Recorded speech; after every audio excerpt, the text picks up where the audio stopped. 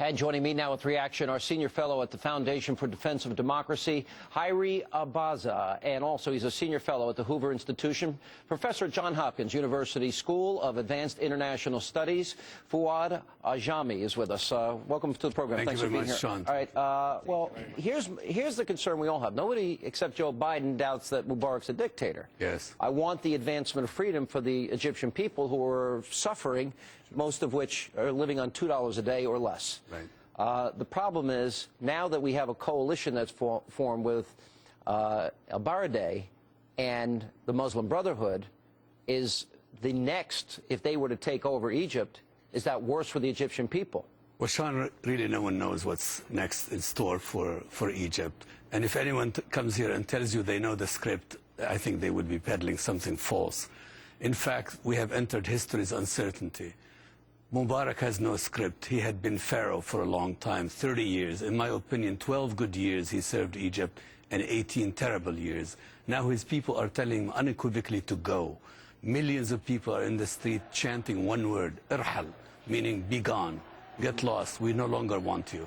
So both the regime and the people in the street really have no script to follow. They're just trying to grope to see what's next for them. Mr. Abaza, let me ask you, because I think as we look at the scenes, I don't doubt, based on the statistics and the numbers, you've got half of Egypt living in poverty, 60% of the population under 30, 90% of those unemployed, 40% of people live on less than $2 a day, a third are illiterate, 90% Muslim country.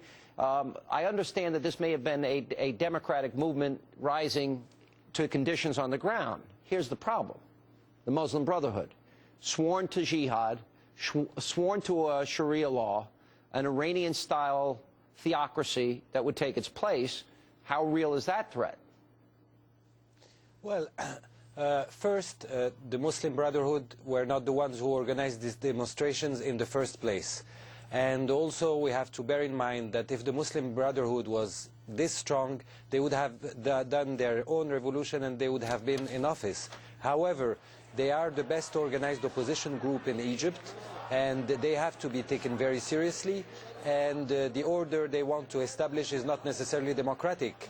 But there are other political forces that exist in small numbers, small pockets of... Mr. Abaza, let me stop you, though. Yes, the Muslim Brotherhood, to this day, their motto is Allah is our objective, the Prophet is our leader, the Quran is our law, jihad is our way, and dying in the way of Allah is our highest hope. It might have been a democratic uprising in the beginning, but now they have teamed up with al-Baradei. They want to form a coalition government, and they want a Sharia law. That has been their stated goal. Are you doubting that they got involved in this for any other but selfish purposes? You think their motive here is altruistic? No, it's not a matter of altruistic. There is in Egypt right now, there is no Muslim, no Christian, no man, no women. Everybody is in the street and taking part of this. What's the best way to contain them? We have to look at what happened in Europe after World War II, when there was a real fear of the communist takeover in Italy and France. And yet they worked through a democratic system. They did not believe in that system or in that order. But you don't. But there's a major distinction and difference. Let me throw it over to you. Sure.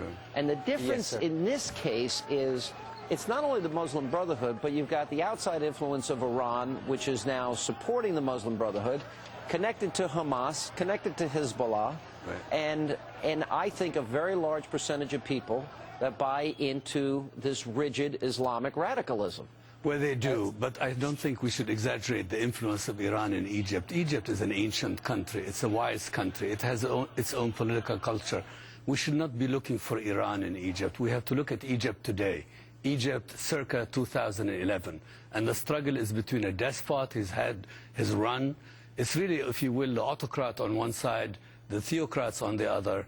And there is a democratic culture in Egypt and a democratic people and a democratic history that they have.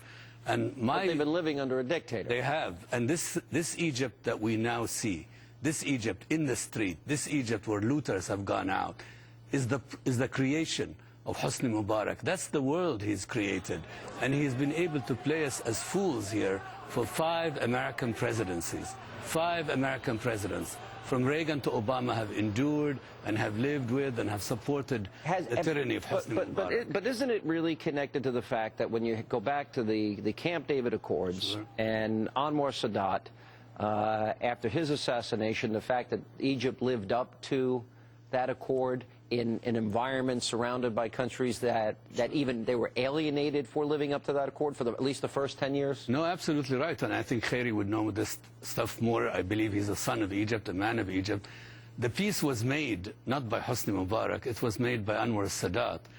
Mubarak kept the peace, but the peace was made in 1977 by the very, very adventurous and a very brave man by the name of Anwar Sadat. I read Mubarak is a very cautious and a very different political player. All right, Mr. Baza, let me go back to you, and I think fundamentally here, what is the third option then? If it's not going to be the Muslim Brotherhood in El Baradei, and it's not going to be, if it's not going to be a Mubarak that stays in place, is the third option Mubarak's vice president, who apparently tomorrow is going to meet with opposition leaders and try and form some type of coalition? Is that the third way? I mean, the third way would be a genuine power sharing between the military and the civilian administration. The military could be the guarantor that the political system would not go in the wrong hands, whereas the civilian opposition unity government can create a constitution and create a country a little bit like the Turkish model in the early 1980s after the military coup, where there was a power sharing. We need somebody to guarantee that the political system is not hijacked by any coup. Why do you downplay, and I'm trying to understand this, when you look at Tunisia, even unrest in Jordan, Muslim Brotherhood involved in that, as well as in Egypt and other countries, why do you downplay the significance and the movement of radical jihadism as, you know, a significant portion of the population in the Middle East that would like an Iranian-style theocracy?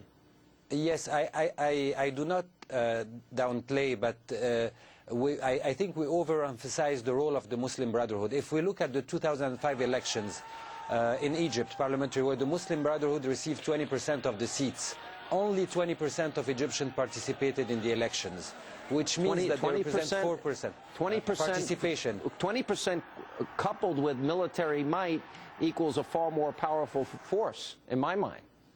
4%. The Muslim Brotherhood in general, in every election, all sympathizers and members go and vote. Liberal people and leftist parties, people have apathy and stay home. And the big surprise of this revolt was that these non-ideological people are the ones who went to the street first. All right, the Muslim Brotherhood, I heard, organized a demonstration today in one of the neighborhoods of Cairo. They were overrun by Christians, secular people, women without headscarves. Christians are 7% of the population.